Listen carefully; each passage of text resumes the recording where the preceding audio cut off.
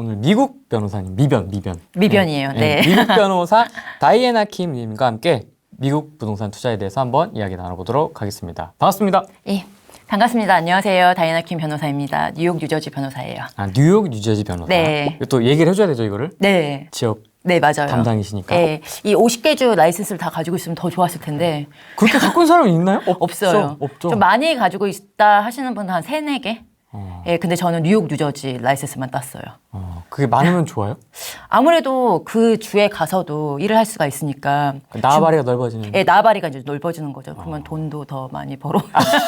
예. 어떤 변호사이시냐면 당연히 부동산입니다. 부동산 쪽에서 어떤 일을 하고 계시는지 좀 궁금하네요. 미국의 20개 주 정도의 주가 부동산 거래를 하려면 변호사를 중간에 껴야 되거든요. 그러니까 예. 변호사가 있어야지 거래를 할 수가 있어요. 부동산 거래가 끝날 때까지 이제 계약서랑 이런 것들을 다 검토해주고 이제 안전하게 거래가 마무리될 때까지 제가 이제 감독하고 다 하는 거죠. 사실 미국에서 주로 활동을 하시다가 네. 최근에 이제 국내로 오신 거잖아요. 네. 그 이제 양쪽에서 회사를 운영하고 계신 걸로 제가 알고 있는데 네. 미국 부동산 분위기는 좀 어떻습니까? 많이 올랐다는 뉴스는 저도 많이 접했거든요. 실제로 어떻습니까? 네. 이게 주마다 특징이 너무나 다르니까 어떤 주는 울었고 어떤 주는 웃었어요. 아, 우는 데도 있어요? 네. 특히 NYC 같은 맨하탄 같은 경우는 많이 울었거든요. 맨하탄? 고통에 차였죠.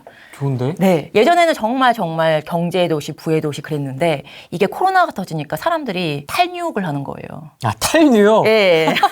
진짜 전쟁을 방불케 하는 그런 상황이었죠. 왜냐하면 맨하탄이 밀집 지역이잖아요. 완전 밀집이죠. 네, 완전 밀집이다 보니까 사람들이 나 여기서 못 살게. 이러다가 코로나 걸리면 나 죽겠다 싶으니까 자꾸 외곽으로 빠져나가는 거예요. 그래서 어떤 사람들은 뭐 플로리다로 빠져나가는 사람들도 있었고 왜냐면 플로리다. 재택근무니까 이제는 바뀌었잖아요.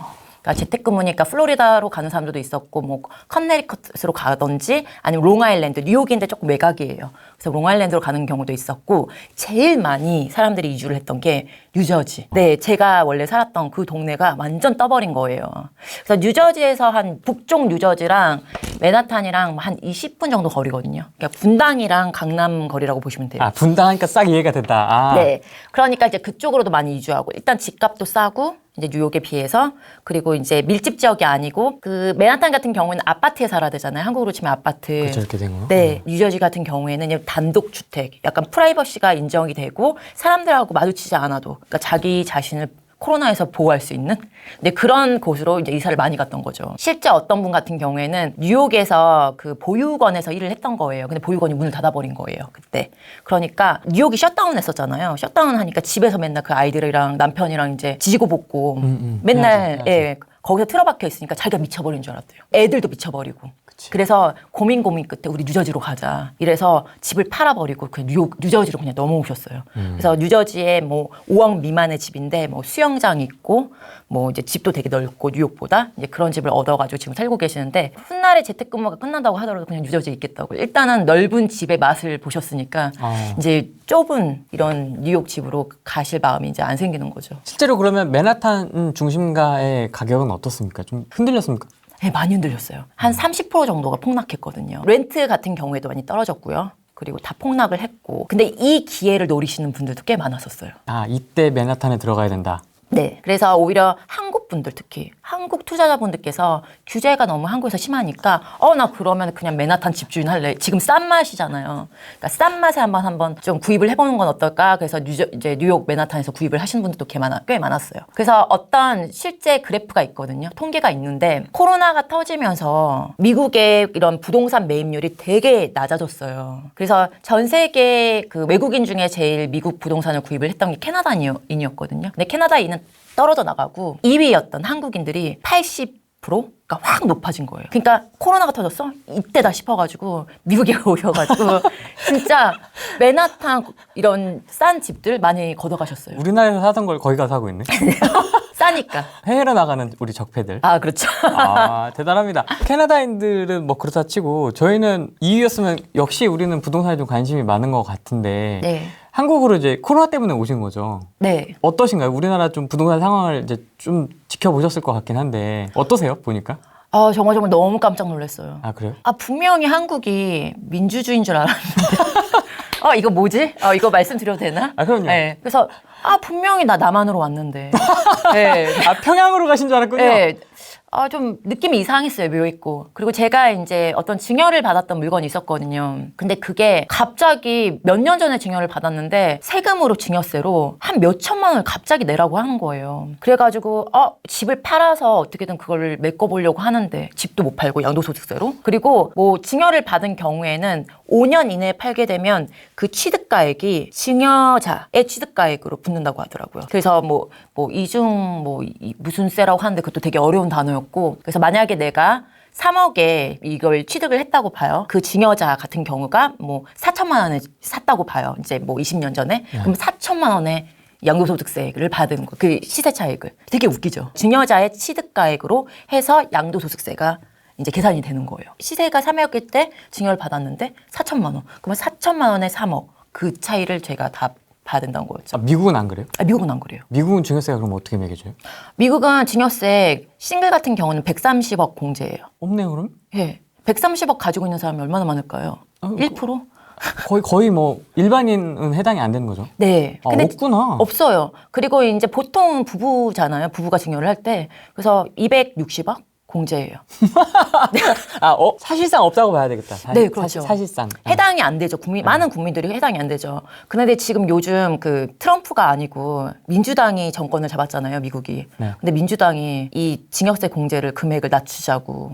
그러니까 그렇게 되면 증여세에 해당되는 국민들이 더 많아지잖아요. 사람들이 이제 나빠지는 거죠.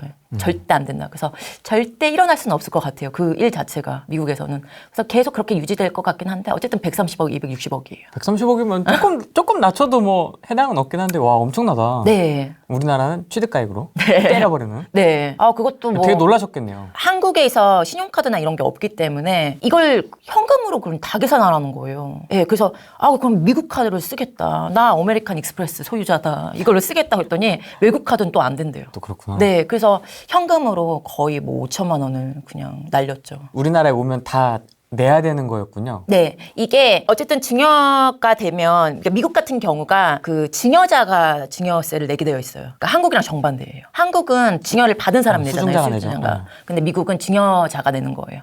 근데 저는 그 증여자가 냈다고 생각을 하고 별로 신경도 안 쓰고 있었고 그 사람도 그냥 뭐 잊고 있었고 했는데 알고 보니 이제 그런 사건이 있었던 거죠. 근데 미국에서는 일단은 이제 클라이언트한테 뭔가를 이런 부동산 거래에 가는 그런 진행을 할 때 이런 세금 문제에 대해서도 조언을 해주거든요. 근데 저는 법무사를 통해 가지고 이걸 진행을 한 거예요. 제가 분명히 외국인인 거 알면서 내가 분명히 그러니까 한국의 어떤 세금이나 이런 법률에 대해서 잘 모르는 거 뻔히 알면서 증여 받는 사람이 이게 증여세를 내야 된다는 그 사실을 말을 안 해준 거예요. 미국은 그거 같은 경우에 법률 사고거든요.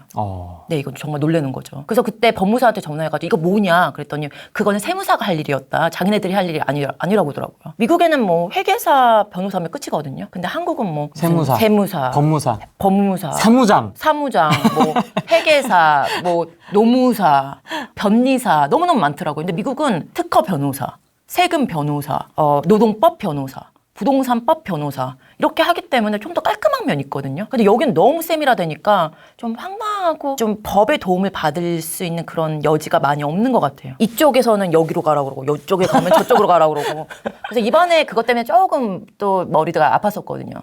저는 분명히 법무사랑 그런 일을 진행을 하고 있었고 그래서 법무사한테 그럼 이거는 어떻게 진행을 해야 되냐 그랬더니 변호사한테 찾아가래요. 그래서 5분 정도면 조언을 받을 수 있는 내용의 질문이었거든요. 그랬더니 110만 원 달래요. 변호사가? 네. 변호사인데 본인도? 네. 근데 한국법은 모르니까. 법의 도움을 받을 수 있는 장벽이 진짜 높구나, 한국이. 사기 진짜 많이 당하겠다. 그렇죠. 네. 미국 같은 경우에는 한 적은 금액의 돈을 이제 변호사한테 주면 뭐 계약서 이런 거 다 검토해 주거든요. 무슨 문제가 있는지 다 설명해 주고. 근데 그거조차도 한 110만 원, 150만 원 하는데 보통 사람들이 그걸 선뜻할 수 있을까 싶어요. 좀 안타까웠죠. 그러니까 법률 서비스는 진짜 미국이 잘 돼 있는 것 같아요. 네. 되게 너무너무 잘 되어 있어요. 그리고 뭐 소득이 없는 사람들 같은 경우에는 뭐 무료로 법률 서비스를 받을 수 있고 로스쿨 학생들 그런 동아리라고 하죠. 그런 동아리 애들이 이렇게 배우면서 무료로도 이렇게 해주고 대신 뭐 그 교수가 어쨌든 담당해가지고 다 검토하고 하니까 그래서 아이들은 경험 쌓고 이제 그 사람들은 무료로 법률 서비스도 받고 이런 식으로 되게 이런 게 잘 되어 있어요. 미국은 뭐 영화를 봐도 항상 말끝마다 하는 게 변호사랑 얘기하겠다. 네, 맞아요. 항상. 네, 맞아요. 굉장히 그 익숙하잖아요. 되게 그 말하는 것 자체가. 네, 맞아요. 근데 미국은 너무 고소 문화가 많이 발달되어 있어서 어떻게 보면 차가워 보일 수도 있죠. 그러니까 예를 들어서 어떤 분이 집에 있는 마당에 자라고 있던 나무가 뿌리가 자라가지고 옆집으로 침범을 한 거예요. 밑으로 이렇게. 네. 네. 근데 그게 그 사유지 침입이라고 해가지고 나무가 침입했다고 고소했잖아요. 어떻게 알았을까? 뿌리가 내려간 거를? 예, 이게 뭐 어디 뭐 걸렸구나, 예, 뭐가 걸렸던가 그랬던가 봐요. 그래서 변호사 해가지고서는 고소했어요. 그냥 말하면 되잖아요. 이 나무를 뽑아달라. 그냥 좀 깔끔하게. 정리해달라 하면 되지. 네, 그래서 되게 조그만 일로도 많이 고소를 하고 하는 문화죠. 그래서 어떻게 보면 깔끔할 수도 있어요. 막 페이퍼로 하니까. 네, 페이퍼로 딱딱하고 이런 개개인이 이제 머리 붙잡고 싸우는 그런 장면을 거의 못 보고 감정 싸움이. 감정 싸움이 되잖아요. 아무래도 네가 이렇게 했는데 이렇게 됐잖아. 뭐 이런 식이 돼버리잖아요. 삿대질이 뭐죠? 예. 근데 이제 미국 같은 경우에는 변호사들끼리 이제 글자로 싸워요. 그쪽이 소유하고 있는 나무가 뭐 튀어 나왔기 때문에 이거는 뭐 트레스패싱에 맞고 이렇기 때문에 손해보상 얼마 해달라. 그러면 뭐 여기서도 뭐 합의하고 약간 이런 느낌? 그걸로 머리 잡을 일은 없죠. 깔끔하다. 네. 아, 괜찮네. 아, 그럴까요? 우리나라 부동산 시세도 보셨을 거 아니에요, 어쨌든. 아, 부동산 전문이시니까. 네. 좀 어떠세요? 가격이나 이런 거 서울 보면서 어떤 생각을 하셨나요? 진짜 이마 쳤어요.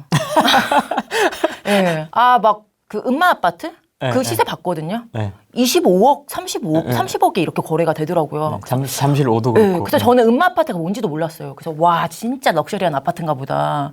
나도 한번 볼까? 이래서 봤는데 그게 또 아니더라고요. 썩었지. 네. 막 무슨 하수구가 막 계속 역류. 역류하고 막 이런 데래요. 근데 이 15억, 30억에 이걸 산다고? 이걸 만약에 미국에서 사면 막 뉴저지 같은 경우에는 막 방 8개, 무도회장 있고 막 갤러리 있고 이런 걸 생각을 하거든요. 네. 와인 테이스팅 룸 있고. 그런데 25억이 음마 아파트? 막 이런 느낌도 들었고 너무 가격이 천장을 뚫었구나. 아니, 그거 말고도 그건 뭐 어차피 저희는 이제 재건축 이슈가 있는 거라서 그런데 네. 일반 아파트도 그 정도 하잖아요. 네, 이제 뭐 새 10억 아파트, 이렇게 다 넘어버렸잖아요. 새 아파트. 네. 근데 뭐 미국은 뭐 맨하탄의 정말 중심부 비싼 아파트 이런 거 빼고는 그렇게 10억 넘는 아파트 뭐 이런 건 많이 없거든요. 그래서 좀 많이 놀랐어요. 상식적으로 그냥 제가 생각했을 때는 사실 사전 미팅 전까지만 해도 미국이 훨씬 주택 가격이 셀 거라고 저는 생각을 했거든요. 네. 이 같은 퀄리티일 때. 네. 아니요, 그렇지도 않아요. 뭐 맨하탄의 어떤 지역 같은 뭐 트럼프 플레이스 같은 경우에는 진짜 비싸겠죠. 뭐 12억, 13억 이 정도 하니까. 근데 트럼프 플레이스가 그 정도 가격이에요. 할만한? 네, 그 트럼프 대통령이 소유하고 있는. 할만한데? 네. 그래서 그런 뭐 15억 뭐 이 정도고 진짜 우리가 말하는 20억, 25억짜리는 정말 맨션.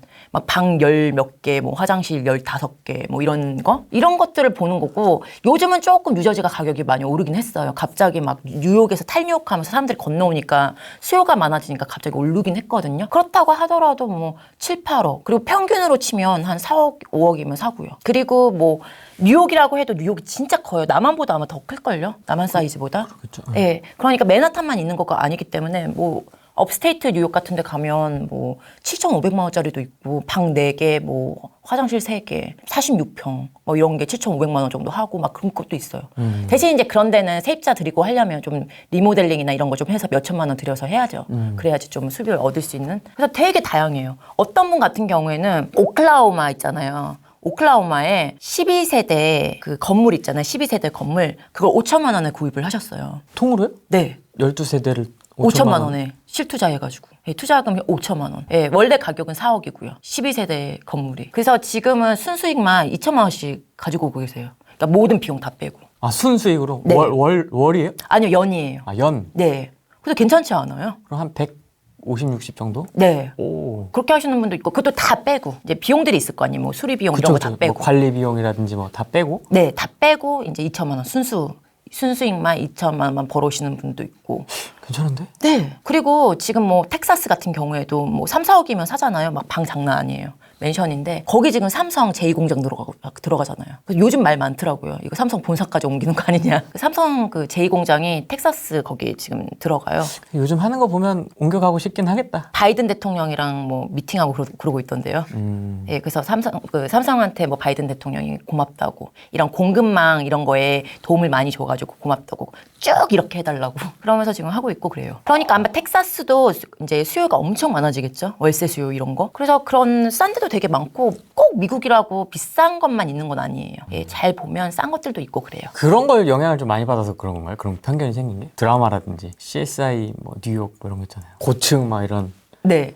빌딩들 밀집되는 사이에서 막 이렇게 사람들 왔다 갔다 하는 거 보면 아 저런 데는 도대체 누가 사는 거지? 뭐 약간 이런 느낌도 좀. 아마 그게 좀 그런 아파트들이 많이 뭐 미디어에서 노출이 되면서 그런 느낌이 들 수도 있었겠는데 꼭 그런 것만 있는 것도 아니고 미국에서는 코압이랑 콘도라는 아파트 이런 주택 형태가 있거든요. 네. 근데 코압 같은 경우에는 콘도의 한 20-30%의 낮은 가격으로 이제 이게 거래가 돼요. 그래서 그런 아파트들도 있고 종류가 진짜 많아요. 초이스가 너무 많기 때문에 그냥 골라서 하시면 돼요.